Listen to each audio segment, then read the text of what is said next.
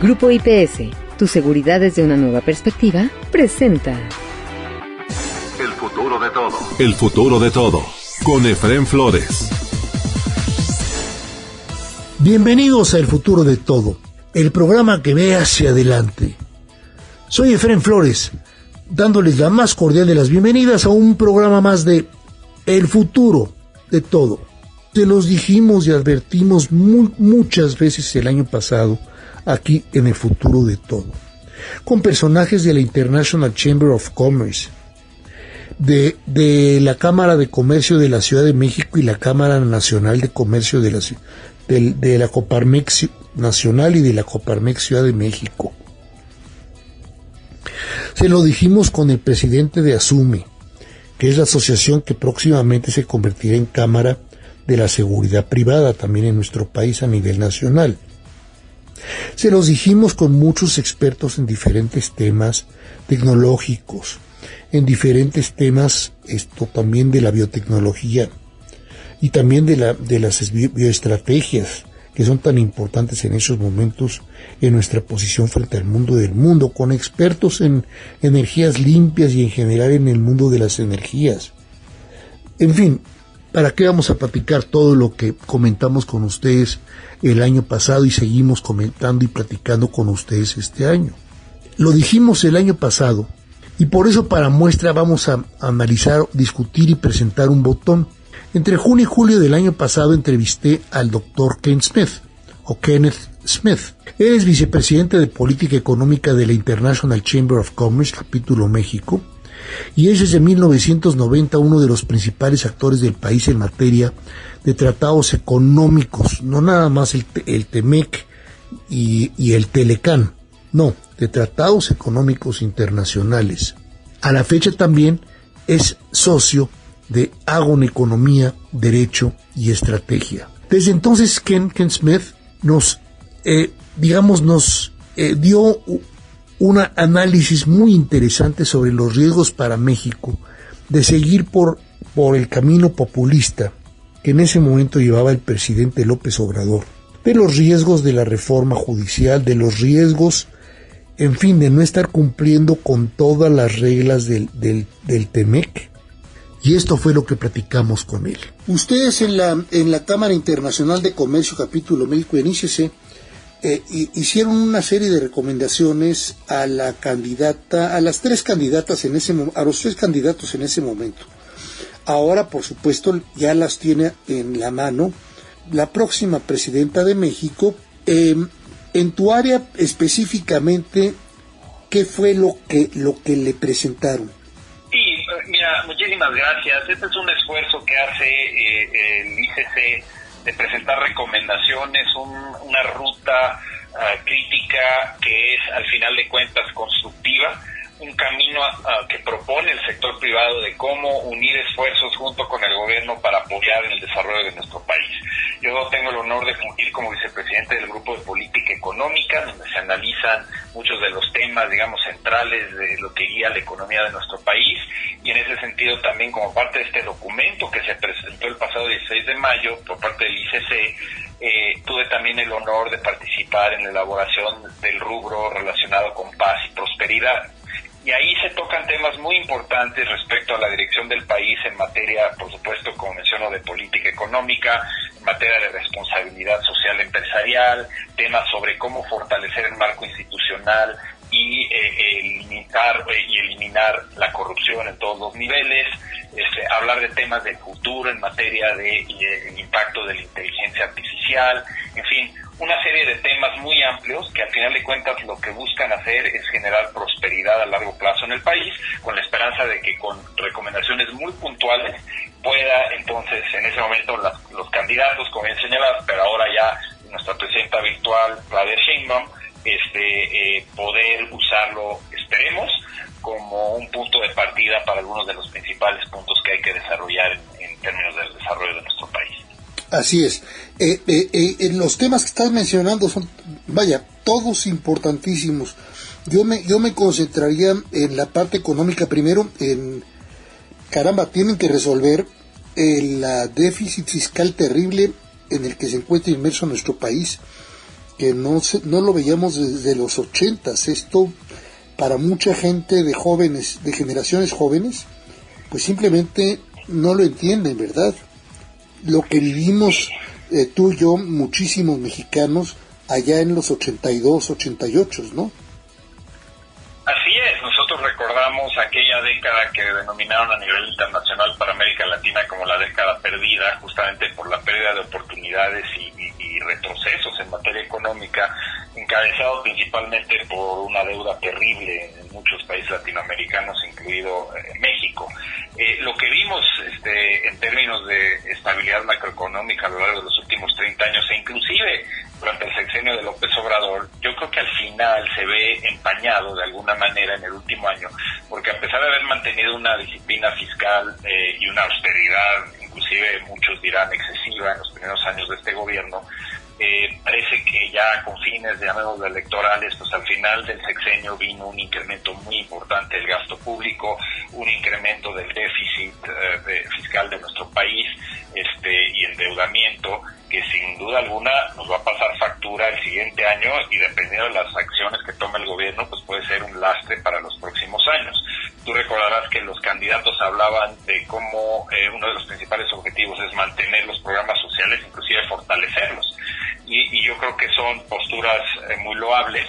El tema es cómo le vamos a hacer, ¿no? Entonces, tiene que haber un trabajo muy fino por parte de la Secretaría de Hacienda y otras dependencias claves en el sector económico para encontrar los mecanismos de incrementar la recaudación de nuestro país, de nuestro gobierno, y pensar qué es lo que va a pasar en términos de una posible reforma fiscal. Eso está en el aire, por supuesto. Qué va a pasar en materia, digamos, de cómo enfrentar la deuda enorme, el hoyo negro que representa Pemex en términos de gasto federal, que va año con año hacia una situación que ya está, digamos, podemos decir, fuera de control.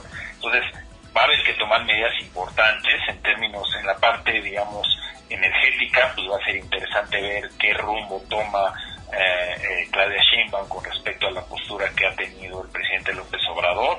Ella ha hablado de hacer una transición energética hacia las renovables, promover la inversión del sector privado que tanto se necesita en gas y petróleo, en electricidad, y bueno, va a haber que también haber un reordenamiento en el gasto para en ese sentido poder acompañar a la población en estos programas sociales que se quieren continuar, pero con un déficit tan importante para, digamos, los próximos años, va a ser complicado, ¿no? Entonces ese va a ser uno de los principales temas que se van a enfrentar. Y en el documento, digamos, de la Cámara, enfatiza la necesidad de implementar para de verdad poder tener ese desarrollo sustentable a largo plazo que ha mencionado Claudia Sheinbaum como candidata. Se requiere una política industrial que permita desarrollar nuevos polos industriales y aprovechar este fenómeno internacional que se le denomina nearshoring, es decir, la inversión extranjera que está llegando hacia Norteamérica y en particular hacia nuestro país. Para de verdad poder aprovecharla, tenemos que combinar la apertura comercial, que tantos beneficios da alrededor de nuestro país, pero ir de la mano con una política nacional que permita generar clústeres industriales, condiciones para generar más y mejores empleos, es decir, un entorno emprendedor en México que le garantice a las empresas acceso a energía y energía renovable, acceso y disponibilidad de mano de obra calificada, infraestructura, tanto infraestructura física, carretera, portuaria, ferroviaria, como infraestructura de telecomunicaciones, y de la mano con lo que acabo de decir de energía, una infraestructura de transmisión y distribución de energía eléctrica. Y esos son algunos de los puntos que enfatizamos en la propuesta del ICC para los candidatos. Yo creo que un aspecto que va de la mano con esto es el cumplimiento cabal de los compromisos internacionales de México. Cuando hablamos de generar empleo, de desarrollar diferentes polos industriales en nuestro país, el motor principal que está trayendo inversión en nuestro país es, por supuesto, la apertura comercial de los 14 tratados que tenemos con 50 países, pero sin duda la joya de la corona es el TEMEC, porque somos uno de los pocos países del mundo que goza de acceso irrestricto a Estados Unidos, y eso hace, con la certidumbre jurídica que brinda el tratado, que la apuesta de invertir en México haga sentido. Entonces, en ese sentido, partiendo de la premisa que el TEMEC es esencial para impulsar la inversión en México, pues es esencial también preservar el tratado, que se cumpla correctamente, que no solo México, pero Estados Unidos y Canadá cumplan cabalmente con sus obligaciones. Entonces, esto sin duda, y con miras a una revisión muy importante del tratado de manera integral que se va a llevar a cabo en 2026, es esencial que eliminemos los irritantes comerciales, principalmente entre México y Estados Unidos en materia de energía, maíz transgénico, los temas laborales, el tema automotriz, para que entonces en 2026 podamos relanzar durante otros 16 años, que es lo que contempla el tratado cada vez que se revise el acuerdo, y en ese sentido garantizar que podamos justamente fortalecer esta integración con nuestro principal socio comercial. En materia de política económica, estos son algunos de los elementos que plasmamos en esta propuesta del ICC. Más o menos todos, porque el país, o sea, me refiero irónicamente más o menos todos, porque el país está por todas partes lleno de agujeros por donde se nos está saliendo, digamos, la sangre, ¿no? Estás hablando del déficit fiscal, que es gravísimo, y además, por desgracia, mi querido Kenneth, lo desperdiciaron mucho de eso. Mucho de ese dinero que se quemó se utilizó para las obras faraónicas y ve tú a saber para qué otras cosas que no pudimos entender ni conocer, porque estaban reservadas por seguridad nacional, ya ves, por las Fuerzas Armadas, ¿no? Por otra parte también veo yo que el tema de las energías limpias va a ser esencial y va a ser uno de los primeros que vamos a tener que volver a discutir con el gobierno americano. La señora Catherine Tai no creo que esté muy contenta con lo que se ha avanzado en México. No le hemos dado más que aviones, o sea, le hemos dado el avión a Estados Unidos en esos temas, y hemos inclusive castigado algunas de las inversiones extranjeras que ya se estaban haciendo en México en materia de energías limpias, tanto inversión extranjera como inversión nacional. Y luego después también tienes el tema del Estado de Derecho. O sea, yo creo que se tiene que discutir dentro de tu rubro, de tus responsabilidades en la ICC, pues el Estado de Derecho. Sin Estado de Derecho no puede haber inversiones tranquilas en México. Eso fue lo que platicamos con Ken Smith el año pasado, a quien agradecemos, por supuesto, como siempre, el haber nuevamente platicado con nosotros aquí, en el futuro de todo, más bien con lo que ya había advertido él el año pasado. Si usted quiere conocer más acerca de ICC México y por supuesto de Ken Smith, visite las páginas que aparecen aquí en la portada de este programa del futuro de todo, de ICC México y de Agon Economía, Derecho y Estrategia. También a Ken lo pueden localizar por X, por Twitter o como le quiera llamar usted, X. Ahí ponemos también la dirección de X de Ken Smith. En fin, eso fue lo que nos dijo el año pasado Ken Smith. Pero, ¿y a la fecha? ¿Qué opina institucionalmente ICC México? Vamos a analizar la opinión presente de ICC México y de un experto, y vamos a analizar también con otro experto la geopolítica internacional. Pero antes, 20 segundos, y regresamos con ustedes aquí, a El Futuro de Todo. ¿Te preocupa tu seguridad o la de tu empresa? ¿Necesitas oficiales de seguridad, protección ejecutiva, monitoreo personal o vehicular? No te preocupes. Con Grupo IPS, empresa mexicana en seguridad privada, tu seguridad desde una nueva perspectiva tiene lo que necesitas. Además, son especialistas en alarmas y seguridad electrónica. GrupoIPSMexico.com. El futuro de todo. El futuro de todo. Con Efrén Flores. Continuamos en El Futuro de Todo. Soy Efrén Flores, dándoles el más cordial de los saludos. Orlando Pérez Gárate es vicepresidente de la Comisión de Comercio y Política de Inversión en la International Chamber of Commerce, Capítulo México, también por supuesto. Es abogado y él, por supuesto, está especializado en todo lo que son las controversias y los prepaneles de controversia, las controversias, las soluciones posibles para evitar los paneles a nivel mexicano y a nivel internacional. Así es que damos la más cordial de las bienvenidas aquí a El Futuro de Todo a Orlando Pérez Gárate. Orlando, los aranceles del 25% y las medidas de represalia tendrán un impacto desestabilizador en las cadenas de suministro, dada la relación que tenemos pues ya prácticamente en simbiosis con Estados Unidos, con Canadá y entre nosotros en México, ¿no? Entonces va a haber una fractura, si de veras se aplican, en las cadenas de suministro. El crecimiento económico y los beneficios geoestratégicos de un mercado norteamericano integrado, mismo que fue logrado desde el Telecán de 1994, etapa inicial, y mejorado bajo el acuerdo entre Estados Unidos, México y Canadá, el TEMEC, que entró en vigor durante la primera presidencia del presidente Trump. Todavía una parte inicial cuando era presidente de México Enrique Peña Nieto y secretario de Economía Ildefonso Guajardo Villarreal. Posteriormente, ya después, tomó la rienda el secretario de Economía, uno que tuvo muy efímero, el presidente López Obrador. Platíquenos entonces, ¿qué opinas con la estrategia mexicana de acelerar el Plan México? ¿Cómo ves ya no tan solo en aranceles proporcionales a China, sino además acelerar la integración de los insumos y componentes norteamericanos en las cadenas de valor norteamericanas?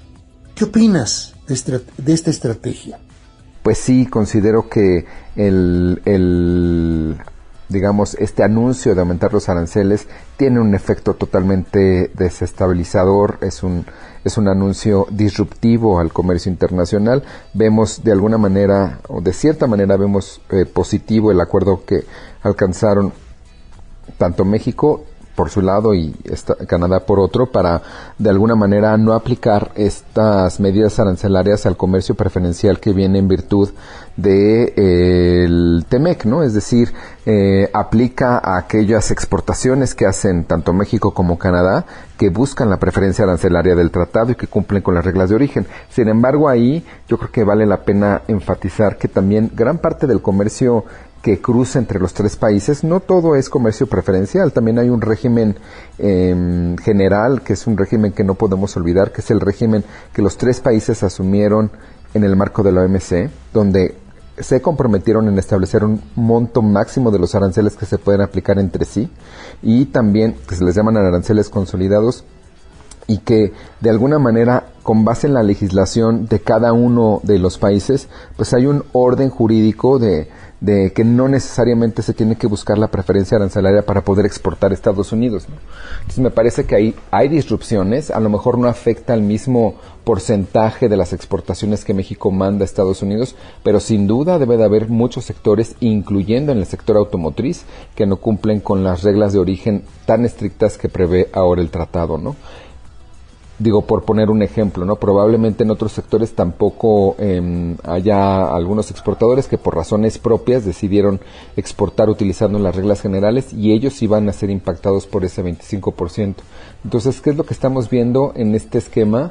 Que evidentemente hay una disrupción en el comercio internacional y que no se están siguiendo las reglas que se pactaron para tener cierta certidumbre en las operaciones de comercio. Y las reglas no solo son las del tratado, si bien es cierto el TEMEC es uno de los tratados más importantes, sobre todo porque nuestro socio comercial Estados Unidos representa más del 90% de nuestras exportaciones y porque la región de Norteamérica es donde tenemos el mayor crecimiento del comercio de México principalmente. No hay que olvidarnos que las reglas también a nivel multilateral son relevantes para tener pues reglas claras de cómo juegan los países en este entorno del comercio, ¿no?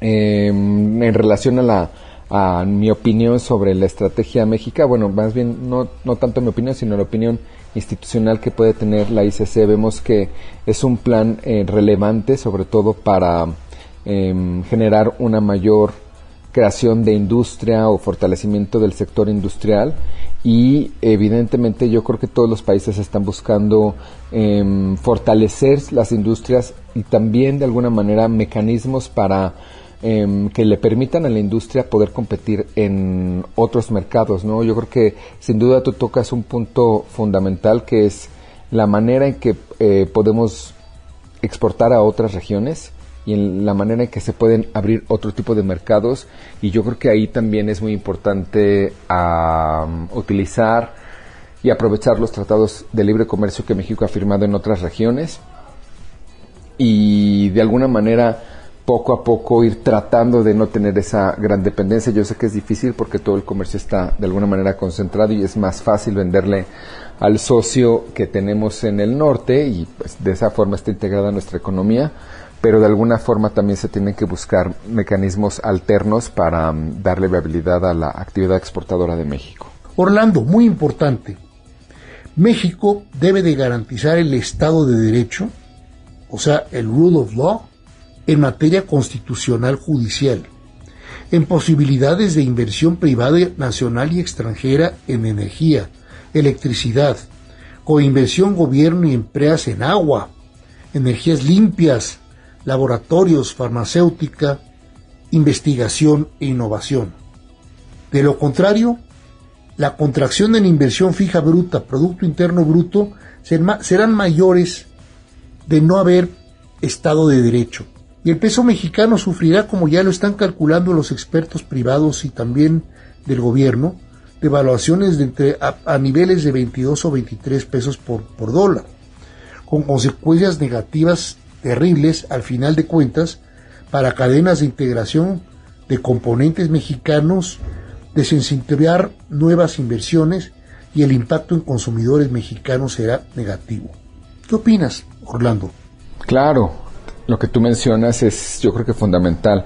O sea, cualquier programa de política pública debe de también buscar el fortalecimiento del Estado de Derecho. Yo creo que es uno de los pilares fundamentales para generar mayor atracción de inversiones, para mantener un entorno estable al comercio internacional y a los flujos de inversiones. Y yo creo que ICC ha hecho un llamado muy fuerte a mantener de alguna forma Estado de Derecho de manera permanente, ¿no? Y cumplir con la legislación, y que la legislación no se modifique de una manera, pues digamos, arbitraria o inclusive caprichosa, y que pues se permita a los negocios poder establecerse y poder tener acceso a sistemas de justicia pues que resuelvan los problemas, ¿no? Y que no se politice de alguna manera el sistema. Yo creo que los tratados internacionales en materia de comercio pues es lo que brindaban, ¿no? Brindaban, yo creo que seguirán brindando, pero pues en la medida que las partes no cumplan las reglas, pues se genera este sentimiento o este entorno de la poca credibilidad que pudieran tener derivado de decisiones políticas de las personas que toman el poder en un determinado momento, ¿no? Pero sí me parece que este es un tema fundamental que debe de respetarse. No creo tampoco que necesariamente el Plan México tenga que ver directamente con este tema, pero es parte de las garantías que tiene que dar cualquier estado para poder tener una planta productiva competitiva y a poder atraer inversiones y poder generar pues una mayor creación de empresas o de fortalecimiento o de operación de empresas en México, ¿no? Estados Unidos debe garantizar a México que respetará todas las cadenas de valor TEMEC harto complejas y que ya convierten a nuestra relación, insisto en esa palabra, en simbiosis regional.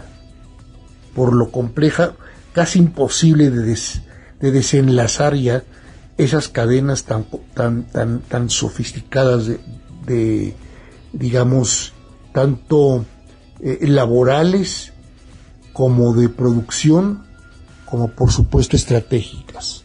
La hegemonía Estados Unidos mundial comienza por la fortaleza de la región más poderosa del mundo, que se llama Norteamérica. La región puede contra cualquier región competidora e inclusive contra cualquier ente agresor. Tus comentarios al respecto, por favor. Sí, evidentemente la idea al final de todo lo que busca la industria, o lo que inclusive hemos hecho un llamado como sector privado, es buscar el cumplimiento de las reglas. Es decir, en la medida que se cumplan estas disposiciones, pues se logra un mejor entorno, ¿no? Como lo mencionábamos previamente. Efectivamente, la imposición de este tipo de aranceles, pues no favorece a nadie. Como tú lo mencionas, Estados Unidos debe de garantizar pues que se cumplan todas las reglas y que se respeten de alguna manera estas cadenas de valor o cadenas de suministro que se han ido creando conforme al paso del tiempo, desde la entrada en vigor del Telecán hasta hoy en día. Y pues esta propuesta, como tú lo mencionas, no favorece tampoco a Estados Unidos. La imposición de medidas de represalia tampoco va a favorecer a Canadá y a México. Evidentemente es una estrategia o arma también política para lograr que tu otro socio comercial entre un poco en razón, pero las amenazas pues sí generan un entorno donde las inversiones pueden detenerse o pueden frenarse hasta que haya un entorno mucho más estable, ¿no? ¿Qué es lo que hemos estado viendo estas 2 últimas semanas? Pues un verdadero circo, por decirlo menos, ¿no? Es decir, una mañana nos levantamos con anuncios, en la tarde vemos que los anuncios se van diluyendo y después llegan llamadas y se llega a un arreglo y después al siguiente día otras llamadas, y pues sí genera una tensión comercial, sobre todo para hacer planeación estratégica de las empresas. No hay que olvidar que las empresas operan bajo contratos de suministro con procesos bien planeados por tiempos claros y definidos, o las inversiones muchas veces se realizan con planes a largo plazo, ¿no? Entonces, esto de alguna manera pues afecta ese tipo de planeación, ¿no? Orlando, hacer ver al gobierno mexicano y al estadounidense la importancia que ya tiene la integración natural estacional de productores primarios, en especial agroindustriales. ¿Qué opinas al respecto? Sí, yo también creo que en el entorno inclusive de otros sectores como el que tú mencionas, como en el de productos primarios o en el sector agroindustrial, pues efectivamente hay una integración natural, ¿no? Coincido plenamente contigo, es decir, hay ciertos sectores, ciertos productos donde es más fácil para México importarlos. Ha habido también un crecimiento importante de exportaciones en otros productos claves, ¿no? O sea, recuerdo ahorita las berries, por ejemplo, ¿no? Es decir, hay muchos productos que han ido creciendo poco a poco su capacidad de exportación y de suministro al mercado de Estados Unidos, y de alguna manera también eso asegura un producto de muy buena calidad a un precio competitivo para los consumidores pues de los determinados países destino, ¿no? De esas exportaciones. Entonces, estas disrupciones pues generan básicamente un freno pues natural al crecimiento sostenible de las exportaciones, ¿no? Y yo creo que eso es algo importante que tiene que tratar de cuidarse, porque de alguna manera los tratados lo que hicieron fue eso, ¿no? Establecer reglas comunes para que hubiera cierta pues certidumbre en el comercio a nivel internacional, que le favoreciera a las industrias más que servir de una herramienta pues política para tratar de resolver otros problemas que no tienen que ver con el comercio, ¿no? Digo, esa es una opinión a lo mejor inclusive un tanto personal, pero me parece que es la forma que debería de percibirse. La economía de México no puede soportar ese tipo de estridencias provocadas por la espada de Damocles de otro país, en este caso Estados Unidos, que cada mes juega con nosotros por su amenaza de aranceles tipo X o Y o Z. ¿Consideras que llegó el momento para aprovechar nuestros otros tratados comerciales y generar un trade show gobierno-empresas para diversificar mercados regionales tal y no afectar los intereses de los dos socios norteamericanos, pero sí fortalecer mercados internos y externos para darle estabilidad y rapidez de crecimiento con desarrollo, movilidad e inclusión a nuestro país? Hemos estado muy activos desde los primeros anuncios del incremento de aranceles, inclusive haciendo llamados a que nuestro gobierno pues busque en planes para la diversificación de las exportaciones, para utilizar tratados internacionales que hemos suscrito o que están en proceso de poderse suscribir por las partes y tener otros mercados como el de la Unión Europea, ¿no? Que hay un proceso de modernización pues relevante, y también ver qué oportunidades hay con base en los tratados que tenemos en América Latina o en la región de la Alianza del Pacífico o en Centroamérica, que de cierta manera pues puedan generar un marco de diversificación mayor de nuestra oferta exportadora, ¿no? Muchas gracias a Orlando Pérez Gárate por haber platicado con nosotros aquí en El Futuro de Todo. Nuevamente pues agradecer el espacio y me dio mucho gusto platicar contigo. Un saludo a todos y a ti y a tu auditorio. Si usted quiere conocer más acerca de Orlando, pues evidentemente en la International Chamber of Commerce capítulo México, ahí va a encontrar mucha información acerca de Orlando. Y también en la empresa de abogacía donde él trabaja, donde evidentemente él está especializado en arbitraje y prearbitraje, gobiernos, empresas en México y otros países, en Europa, en Asia, en fin, ¿no? Que aquí aparece también la página de el despacho de abogados, de MI Abogados, del que él es socio senior. Hay una clara intención de construir un nuevo orden geopolítico mundial. Esto puede cambiar, pero por lo pronto es la realidad. Lo vemos con China, lo vemos en la relación Rusia, donde hay una preferencia de Rusia por Ucrania, lo vemos en el abandono de los principios fundamentales de nuestra relación, de la relación norteamericana con la Unión Europea e inclusive con la OTAN. Muy grave lo que está pasando. Por eso le pedimos a nuestro querido maestro y colaborador en El Futuro de Todo, Ricardo de la Peña, que estuviera con nosotros en esta ocasión para comentar precisamente acerca de la problemática geopolítica en la que está entrando el mundo, y esto el impacto que puede tener en nuestro país. Bienvenido como siempre, Ricardo de la Peña, aquí a El Futuro de Todo. Estamos hablando de un nuevo orden mundial. Seguramente así es. Se están rompiendo alianzas, se están rompiendo organizaciones que eran algo que derivaba de la Segunda Guerra Mundial, como es la OTAN, como es la alianza que teníamos como dada entre Europa y Estados Unidos. Pero todo esto es a cambio de ¿qué? ¿Qué es lo que está pasando? Bueno, uno puede pensar que estamos hablando de una entrega por parte del gobierno de Trump de un poder a Rusia que le permitiría convertirse en la contraparte de Estados Unidos.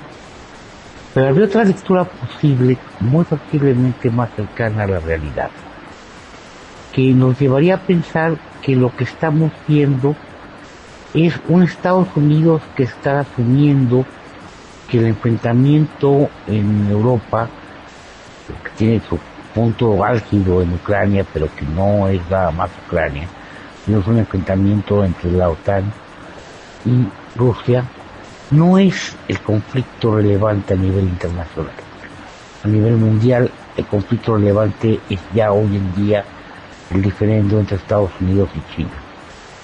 Todo lo que Estados Unidos estaría pensando hacer sería más bien llegar a algún mecanismo de entente con Rusia para permitirle a Rusia contar con fronteras seguras en Ucrania y en el resto de la franja fronteriza entre Rusia y Europa, de manera tal que pudiera convenir con Rusia un relajamiento de los requerimientos de inversión para mantener una condición de enfrentamiento militar. Esto es disminuir el gasto, disminuir lo que corresponde al enfrentamiento entre Rusia y Estados Unidos, para que Estados Unidos pueda canalizar esos recursos hacia una disputa que ve como la disputa futura, que es la disputa con China. Recordemos que históricamente, cuando va uno viendo época por época, las luchas son entre un imperio que tenía una primacía, una hegemonía muy clara a nivel mundial y una opción imperial emergente que de alguna manera pudiera suplir, pudiera reemplazar a la potencia hegemónica. Y hoy día no es Rusia quien representa la opción